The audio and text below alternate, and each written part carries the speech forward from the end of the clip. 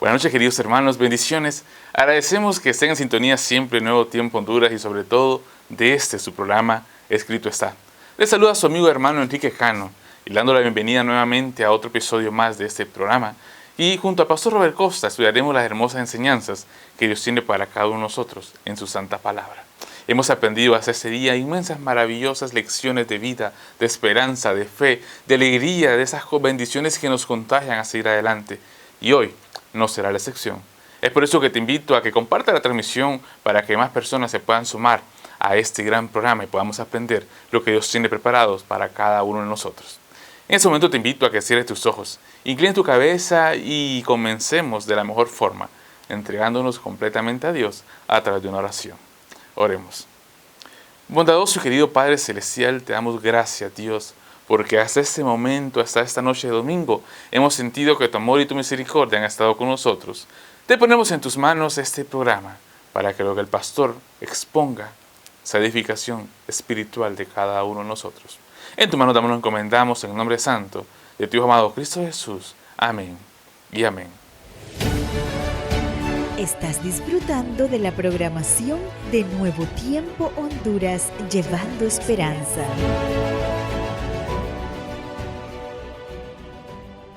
Y continuamos en nuestro programa y después de haber entregado en oración a nuestro Padre Celestial todos nuestros talentos y nuestros dones, y en especial este programa, ahora alabaremos su santo nombre, así que te invito a que dejes cualquier cosa que estés haciendo y nos comuniquemos a Dios a través de estos hermosos signos. En esta noche cantaremos dos hermosos himnos de nuestro himnario adventista. Comenzaremos con el himno 75, Grande es Jehová.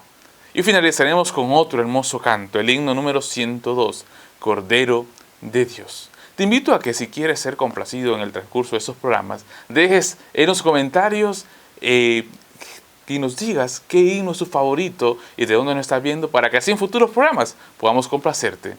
Por los momentos en esta noche nos quedamos entonando estos dos hermosos himnos.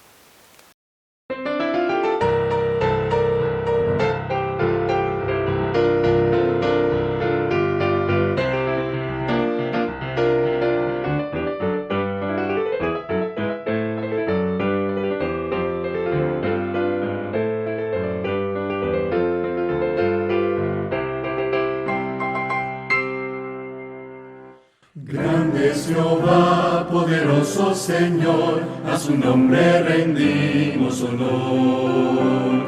Grande es Jehová, el supremo hacedor, bondadoso nos da su amor. Grande es Jehová y digno de gloria, Dios sin igual, bendito Señor. Grande es Jehová, alcemos la voz con santa unción. Grande es Jehová, grande es Jehová, grande es Jehová, poderoso Señor, a su nombre rendimos honor. Grande es Jehová, el supremo hacedor, bondadoso nos da su amor. Grande eres tú y digno de gloria, te exaltaré, mi Dios y mi Rey. Grande eres tú, te alabaré con todo mi ser. Grande eres tú.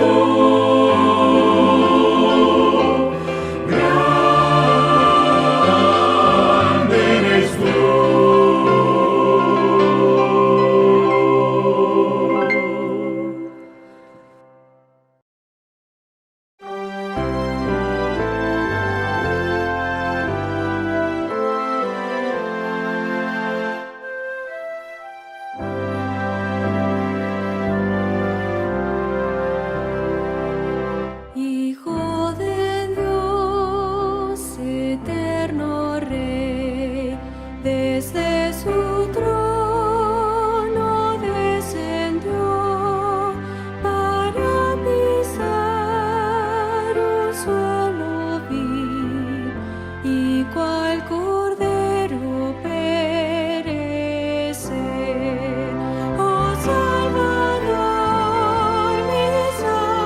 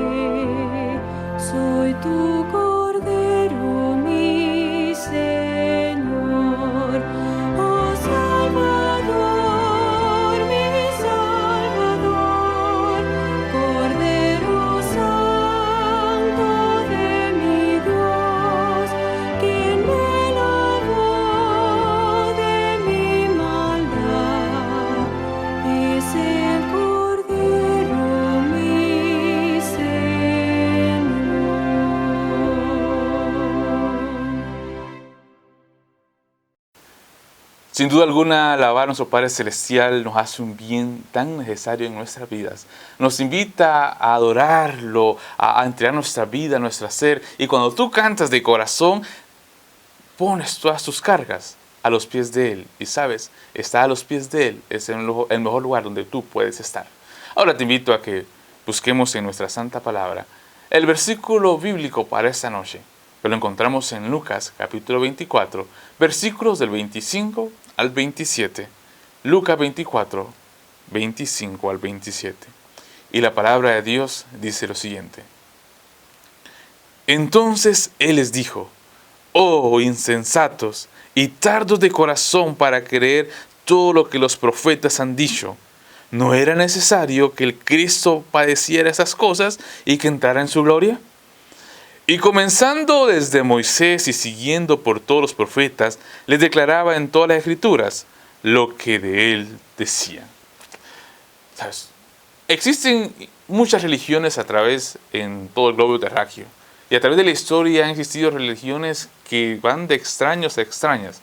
Por ejemplo, en Estados Unidos, en ciertas regiones de Norteamérica, existe una religión que se llama las Rastafaris, que adoran un espagueti volador. O sea, el hombre ha inculcado, ha creado diferentes manifestaciones de dioses. Y nos hace preguntar lo siguiente: ¿qué de especial tiene nuestro Dios con los dioses que las demás humanidades creen? ¿Qué de especial, qué diferente tendrá, por ejemplo, del espagueti volador que los rastafaris creen, o de los seres extraterrestres que otras religiones creen? ¿Qué diferente tendrá nuestro Dios? ¿Qué será lo especial que tiene?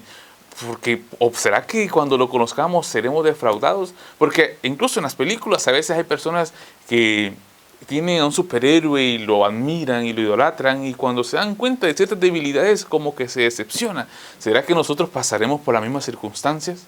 ¿Será que nuestro Dios no es muy diferente a los demás?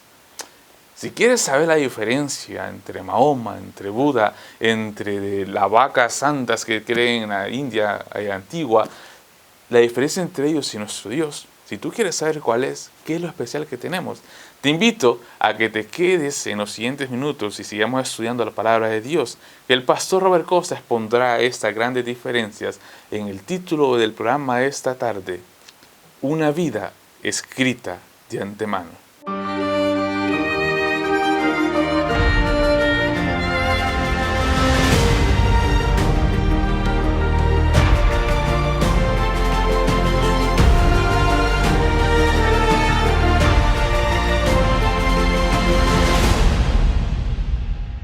En años recientes, muchos que han parecido ser héroes a través de la vida han sido disminuidos por algunas biografías formidables.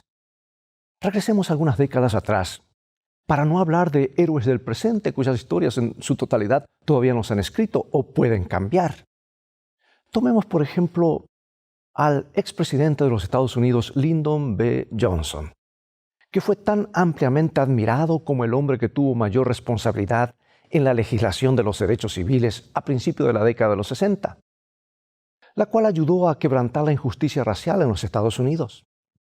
Pero surgió una biografía de varios tomos escrita por un tal Robert Caro, donde pinta un cuadro mucho más perturbador de este político.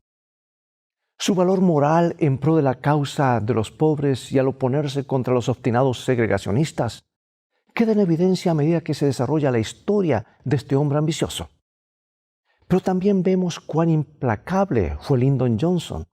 En su segundo tomo del libro Medios de Ascenso, el señor Caro presenta los detalles devastadores de cómo Johnson se robó una elección de senador en Texas, usando todas las trampas conocidas e inventando unas cuantas más.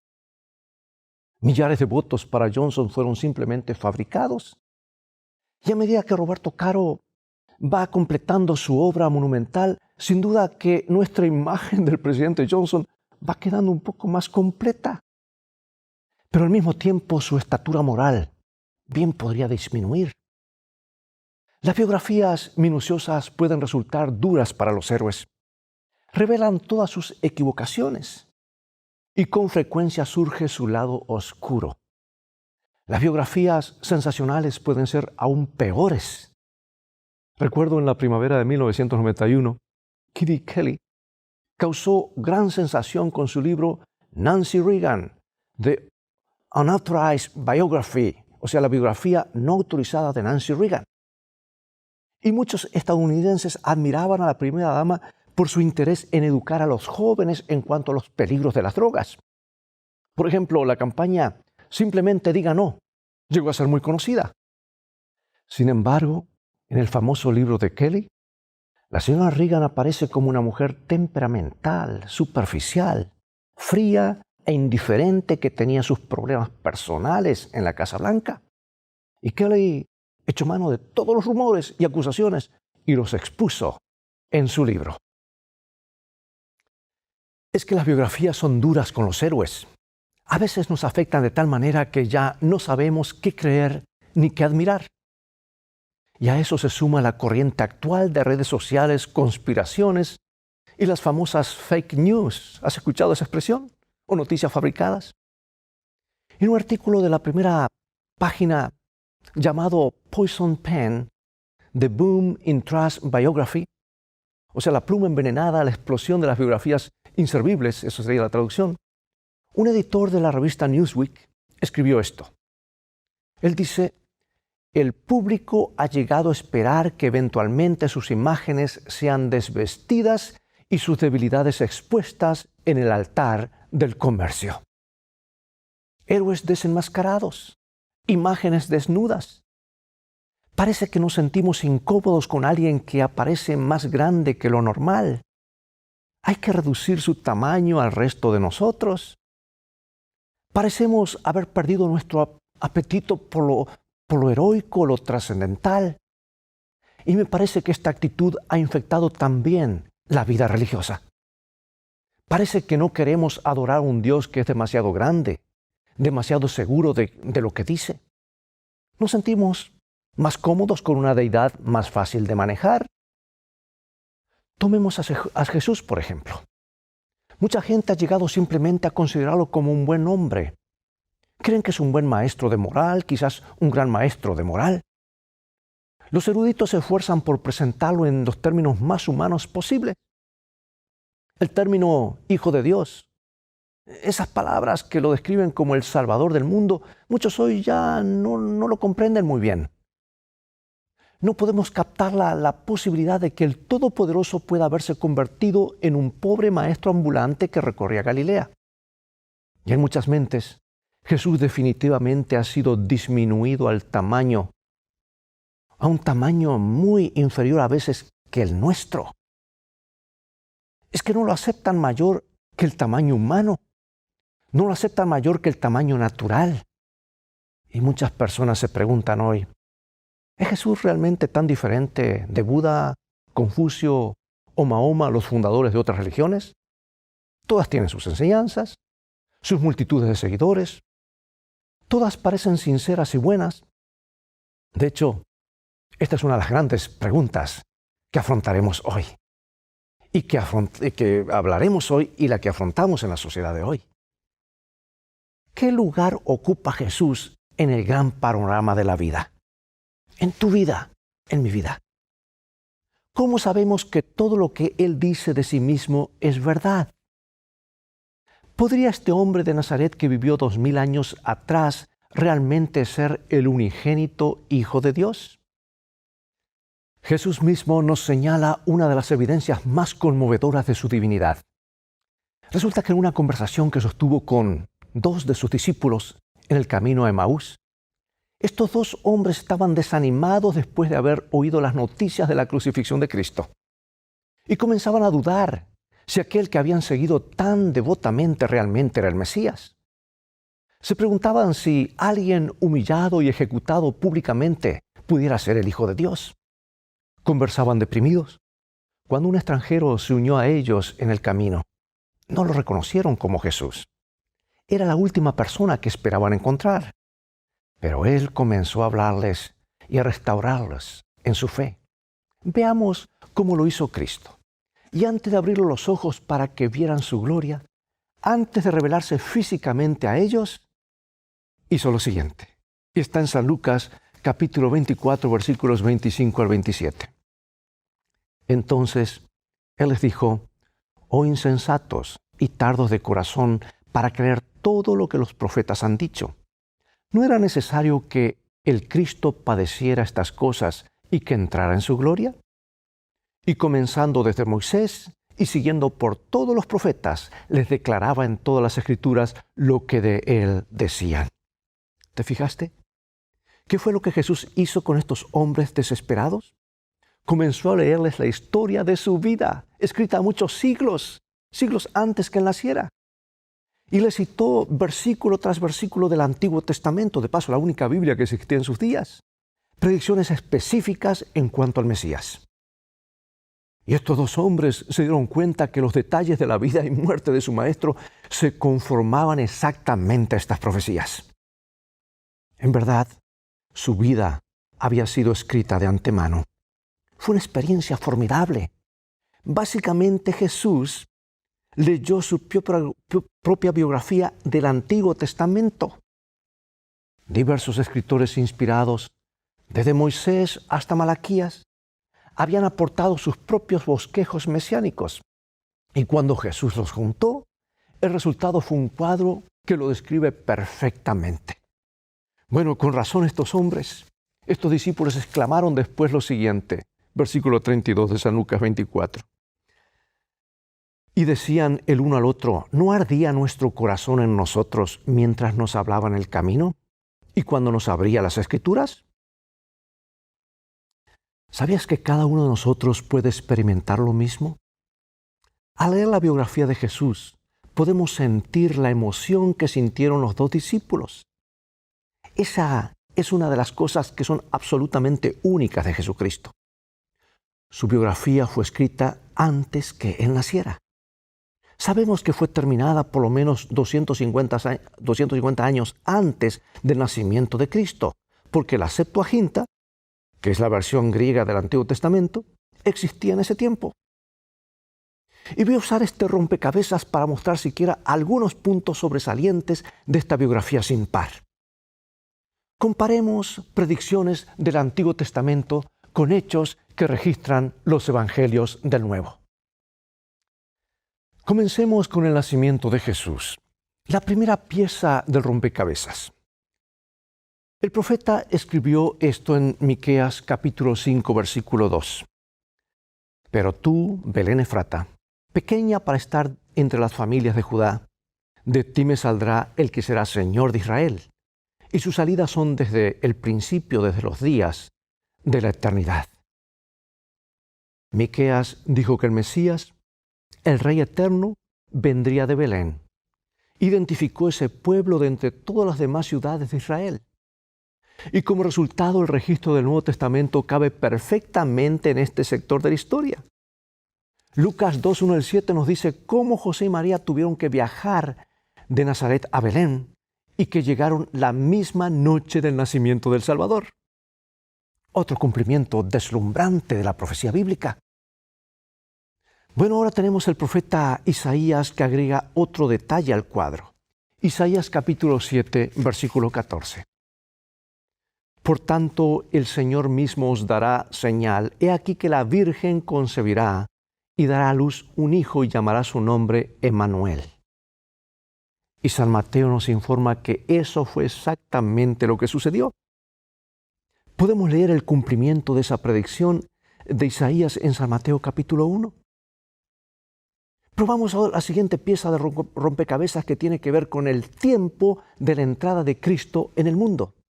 Porque 500 años antes de este suceso histórico, una profecía asombrosa fue dada, la cual realmente predijo el año exacto en el cual el Señor comenzaría su ministerio. Vamos al libro de Daniel capítulo 9, versículos 24 y 25. 70 semanas están determinadas sobre tu pueblo y sobre tu santa ciudad. Sabe, pues, y entiende, que desde la salida de la orden para restaurar y edificar a Jerusalén hasta el Mesías príncipe, habrá 7 semanas y 62 semanas. Ahora, hagamos algunos cálculos matemáticos. El tiempo mencionado, 7 semanas y 62 semanas, da 69 semanas, ¿verdad? Contando 7 días por semana resultan 483 días. Ahora la Biblia nos da una clave para abrir la profecía simbólica. En Números 14 y en Ezequiel 4 dice que un día profético equivale a un año literal. Así que habría un lapso de 483 años entre el decreto para restaurar y reconstruir Jerusalén y el tiempo cuando Jesús comenzaría su ministerio, es decir, cuando fuera ungido como el Mesías. El decreto predicho fue proclamado en el año 457 a.C. por el rey Artajerjes. Entró en vigor en el otoño de ese año. Ahora, si contamos a partir del otoño del año 457 a.C., contamos 483 años, según la profecía. Calcula dónde llegamos. Llegamos al final del año 27 después de Cristo, el otoño de ese año. Y es precisamente cuando Jesús fue bautizado. Y en ese bautismo el Espíritu Santo descendió sobre él, ungiéndolo como el Mesías prometido. Ahora, amigo, amiga, esto es significativo. Este acontecimiento tan especial, tan significativo, se describe en San Lucas capítulo 3, versículos 21 al 23. Y desde ese momento Jesucristo de Nazaret comenzó su ministerio público. La biografía escrita de antemano se cumplió nuevamente. Jesús vino precisamente al tiempo indicado. Cualquiera que haya asegurado ser el Mesías en cualquier otro punto de la historia tuvo que ser un impostor. Durante las últimas horas de la vida de Jesús se cumplieron muchas profecías, algunas hechas 1000 años antes. Tomemos por ejemplo su traición. El profeta Zacarías se encargó de esta parte de la historia. Predijo hasta el valor monetario que el traidor recibiría. Y declaró en conmovedoras palabras la cantidad exacta de dinero con que pagarían la traición de Cristo. Y en estas palabras podemos escuchar el eco de la áspera voz de Judas. Mira Zacarías 11, 12 y 13. Y les dije, si os parece bien, dadme mi salario, y si no, dejadlo. Y pesaron por mi salario 30 piezas de plata. Y me dijo Jehová, échalo al tesoro. Hermoso precio con que me han apreciado. Y tomé las 30 piezas de plata y las eché en la casa de Jehová al tesoro. Ahora nota que más de 500 años más tarde, Mateo relató cómo Judas Iscariote selló su negocio con los sacerdotes, los enemigos de Jesús. Y eso está en San Mateo 27, donde se describe el cumplimiento exacto de las profecías de Zacarías. Judas traicionó a su Señor, no por 25 piezas de plata, no por 28 o 29. La traición costó exactamente 30 piezas de plata, 30 monedas. Y luego Judas se dio cuenta en un momento de angustia, después del arresto de Cristo, que su terrible crimen no valía el precio. El precio de la sangre era demasiado pesada para llevar. Fue al templo y exclamó, he pecado, he traicionado sangre inocente. Trató de devolver el dinero, pero los sacerdotes rehusaron. Entonces Judas arrojó al piso del templo las monedas de plata y fue y se ahorcó. Ahora los sacerdotes mostraron escrúpulos en cuanto a colocar ese dinero en la tesorería del Señor. Así que lo usaron para comprar un terreno para cementerio de extranjeros y compraron el campo de un alfarero, un lugar que había sido usado como taller de alfarería. Y así, amigo y amiga, los detalles se cumplieron tal como lo había predicho la contribución de Zacarías a la biografía de Jesús. 30 piezas de plata arrojadas en la casa del Señor para comprar el campo del alfarero. Después de la traición de Cristo, vino la terrible crucifixión, y tampoco eso dejó de ser notado por la antigua biografía. El salmista claramente relata el suceso, ilustra vívidamente tanto los sufrimientos como la muerte de Cristo en la cruz. Escuchemos estas palabras de agonía. Salmo 22, 14 y luego el 16 al 18. He sido derramado como aguas, y todos mis huesos se desconjuntaron. Mi corazón fue como cera, derritiéndose en medio de mis entrañas, porque perros me han rodeado, Me ha cercado cuadrilla de malignos. Horadaron mis manos y mis pies. Contar puedo todos mis huesos. Entre tanto, ellos me miran y me observan. Repartieron entre sí mis vestidos y sobre mi ropa echaron suertes.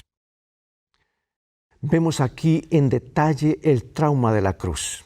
Las manos y los pies de Cristo fueron lacerados por los clavos, colgado de la cruz. Sus hombros se desconyuntaron. Podía mirar sus costillas y contarlas. Y cuando la lanza del soldado traspasó su costado, fluyeron sangre y agua. Y las burlas de los dirigentes religiosos también fueron predichas. Lo miraban y lo observaban comentando entre ellos: salvó a otros, pero ¿no se puede salvar a sí mismo? La declaración específica del Salmo 22:16 acerca de la horadación de sus pies y sus manos es válida por un pasaje, o es validada, mejor dicho, por un pasaje notable de Juan capítulo 20, versículos 25 al 27, donde los discípulos colocaron sus dedos en las heridas del costado de Cristo y en las llagas de sus manos. Una validación física, ¿verdad? O sea que la declaración del Salmo 22:18 acerca de que sí dividirían las vestiduras de Cristo se cumplió claramente en el Nuevo Testamento. Esta es otra pieza de rompecabezas. Porque en Mateo capítulo 27, versículo 35, encontramos el notable cumplimiento. Porque Mateo describe en detalle cómo los soldados se dividieron las ropas de Cristo echando suertes con dados al pie de la cruz. Todo es parte, amigo y amiga, de esta biografía escrita mucho tiempo atrás. Notemos que el Salmo describe vestiduras partidas y también sorteadas. En la crucifixión, los soldados romanos se repartieron los vestidos de Cristo. Entre ellos, porque esa era la costumbre romana, según las cuales las escasas pertenencias de una persona condenada a muerte llegaban a ser propiedad de los ejecutores. Era como un botín, ¿verdad? Y no fue que partieron, sino se repartieron las vestimentas. Pero luego un soldado notó la túnica sin costura de Cristo. Partir una túnica sin costura sería destruirla.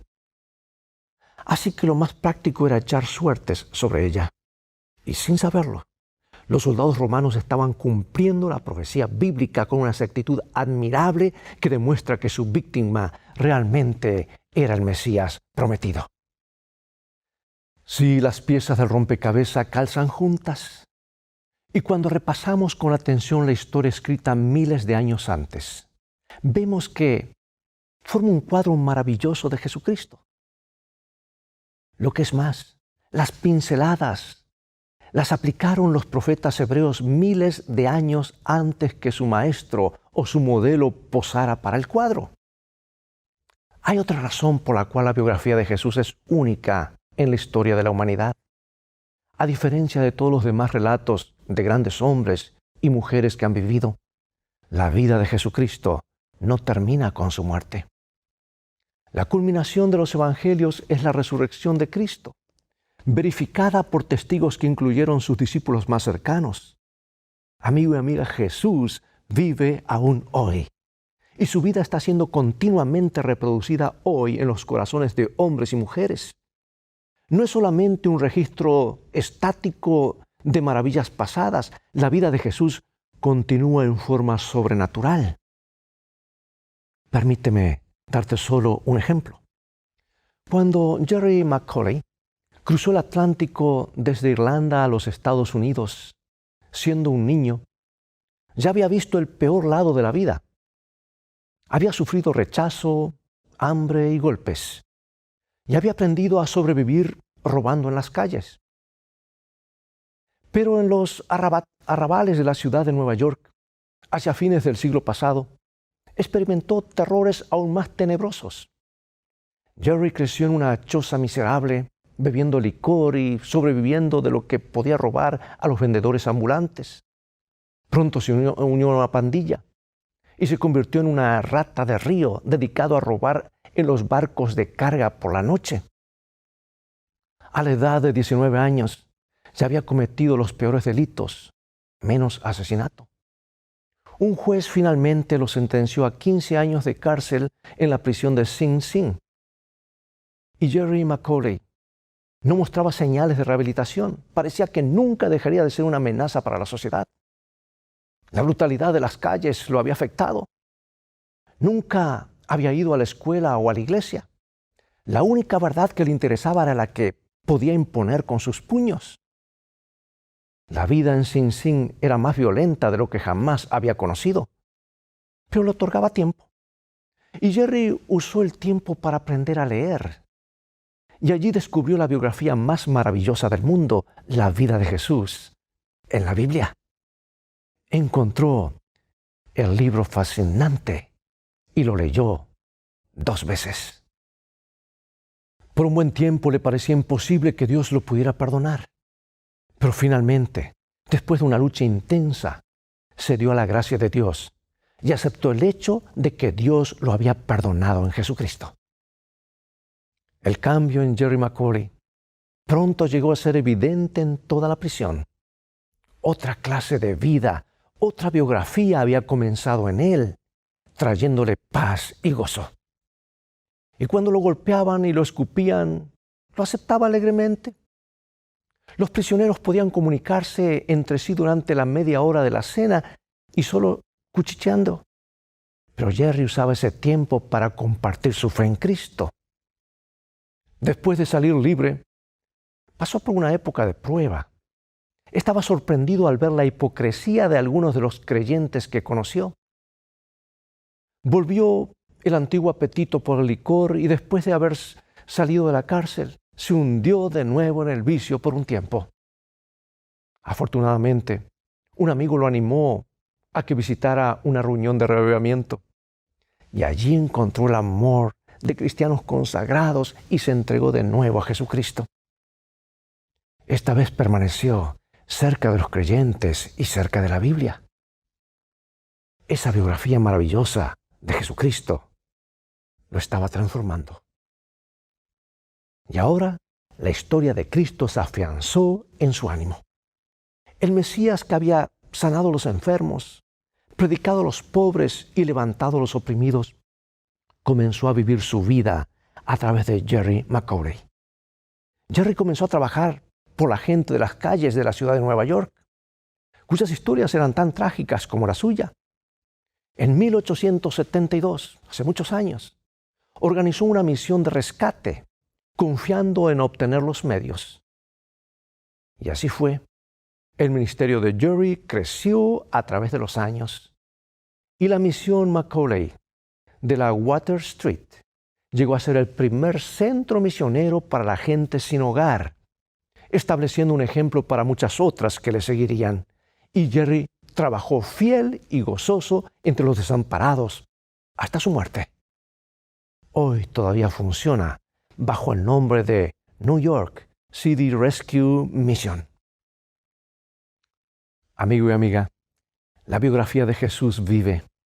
Los borrachos, los abandonados y desesperados en las calles de Nueva York sintieron el toque de Cristo.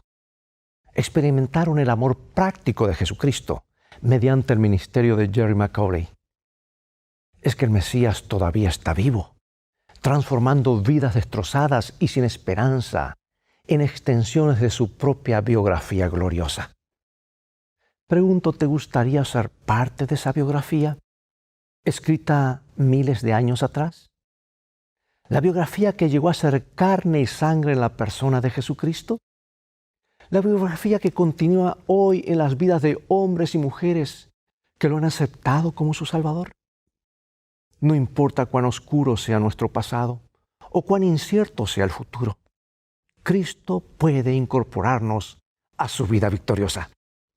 Él puede reemplazar nuestra debilidad con su fuerza.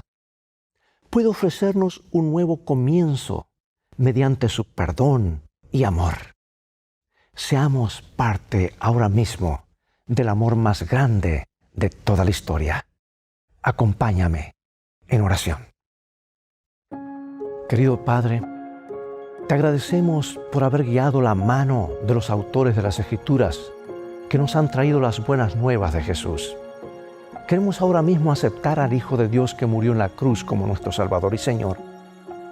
Queremos entregar nuestras vidas a Él y caminar con Él de aquí en adelante. Gracias por tu gracia redentora, en el nombre de Jesús. Amén. Bueno, es todo el tiempo que tenemos por hoy. Ha llegado el momento de despedirnos. Espero que el programa de hoy haya sido una inspiración para ti, de modo que la voluntad de Dios sea el centro de tu vida. Te invito a continuar estudiando los mensajes de esperanza de la Biblia. Así que visítanos en nuestro sitio de internet escritoestá.org, donde podrás obtener una variedad de estudios bíblicos. Mientras tanto, Dios te bendiga y recuerda, escrito está, no solo de pan vivirá el hombre, sino de toda palabra que sale de la boca de Dios.